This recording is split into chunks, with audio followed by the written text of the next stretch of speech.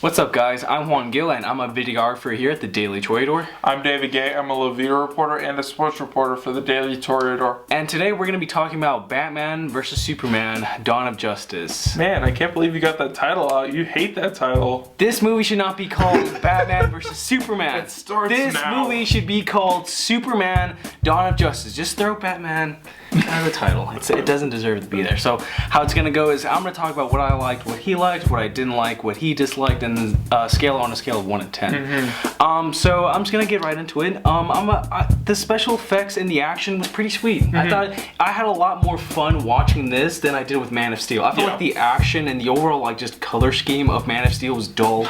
It was bland. It was boring. With this one, I had a lot more fun with it, and also there was a grit to it. Yeah, that's what I enjoy more about the DC movies. If you've watched this video series before, you know that I go off on Marvel. I just don't see the appeal of most of the Marvel movies. But in DC, I can see it because of the grit, and because, just these characters have been around longer and more instances of, movie franchises and stuff. And just, I think they're better characters, in my opinion. And honestly, that leads me to a second point that I liked about this movie was I like Batman. Honestly, Batman's costume and his overall way of just approaching a fight scene and just taking out these criminals. I thought it's a lot of fun. I like it. It's brutal. It's savage.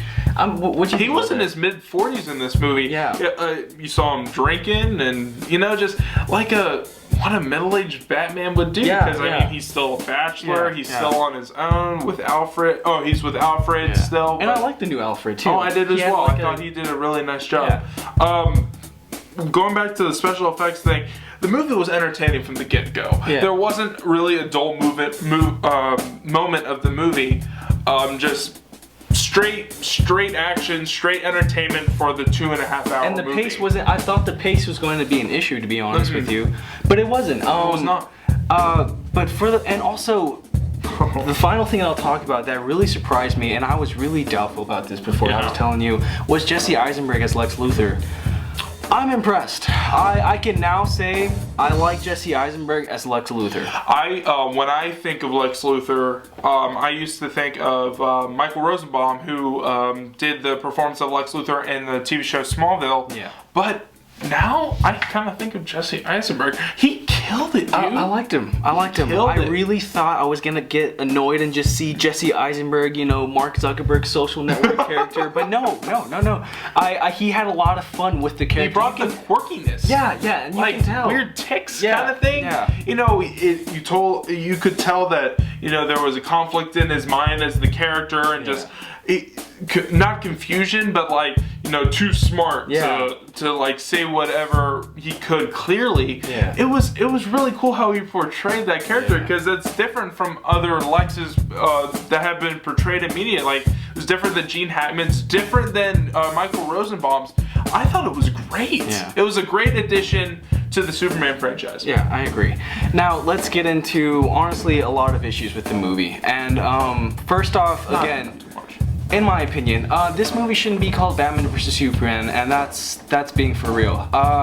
So really and I'm not gonna try and spoil it too much, but really the only person that has a legitimate reason to have any sort of fight in this dogfight between Batman vs. Superman is Batman. Honestly, Superman has he has a reason in the film, but it's not as validated as Batman's. There's more of a call for urgency within Batman's point of view. And also, this movie's convoluted. This movie's disjointed.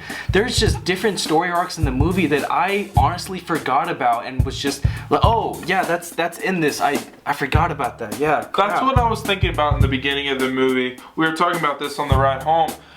Movie's entertaining. The movie's entertaining all the way through. There's something to look at. There's an action sequence. There's pretty people in it. But the plot's not clear. It's not.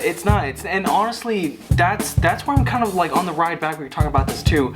even though Man of Steel was more dull in its delivery of action and overall just visuals, at least it had more of a cohesive, linear story within the movie. And this one, I feel like it was all over the place. I didn't like Man of Steel, so I kind of disagree with you on that.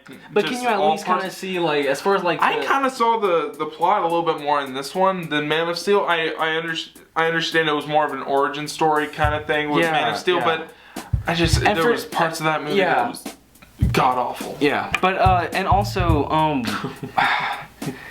Wonder Woman. Let's talk about her. Let's talk about Wonder Woman. Let's talk about Wonder Woman. Let's do it. We disagree on this. Yes. Look, Wonder Woman to me is just this polished exterior character to add to this overall ooh ah fest. There is honestly there is no further.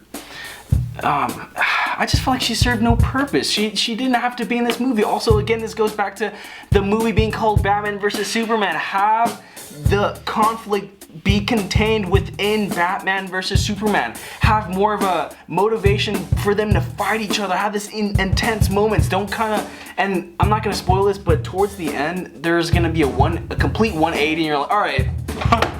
Why is this movie called Batman vs Superman? Yeah, they really dropped the ball on the title, but I liked Wonder Woman. I thought she kicked butt. Yeah. I thought she was a great addition. At the beginning of the movie, you didn't really see a purpose. She added a sense of mystery to me. And I can see she kind of started she kind of brought a little bit, there's going to be a Justice League movie, that she's going to be in it. Yeah. She brought kind of that to me, but you didn't really know what her role was going to be. You know, she was going to be in the movie. She was going to fight with them at the end.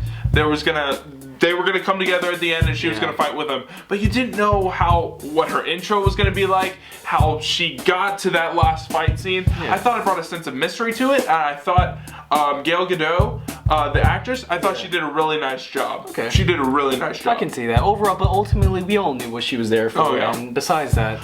But there was another character who was god awful, and she was god awful in Man of Steel as well. Yeah. And that's the character of Lois Lane. She was whiny throughout the whole thing. She her script was terrible. One of the story arcs that you really don't care about, also, a story arc that really adds no depth to the conflict that's supposed to be Batman vs Superman. Again, I don't want to spoil it, but. Yeah, that's my take on it. Honestly, I'm gonna give Batman vs Superman a 6.5 out of 10. I'm giving it a 7 just because it did go a little long because of the action sequences towards the end. I got a little tired of it. Yeah, you know, just it's a little drawn out. Yeah, but I really liked. I liked the movie. I thought it was entertaining all the way through, and yeah. It was a pretty good superhero movie. More entertaining than Man of Steel, in my opinion. I thought it was more entertaining than Deadpool. Anyways. That's just me though. Anyways. I know, kill me in the comment section. Guys, thanks for watching, and be sure to stay tuned for Hardcore Henry. Oh man, I'm gonna have to bring a trash bag. I'm gonna barf. That's gonna be a lot of fun. And make sure to visit www.dailytoyador.com. Thanks for watching, guys. Thanks for watching.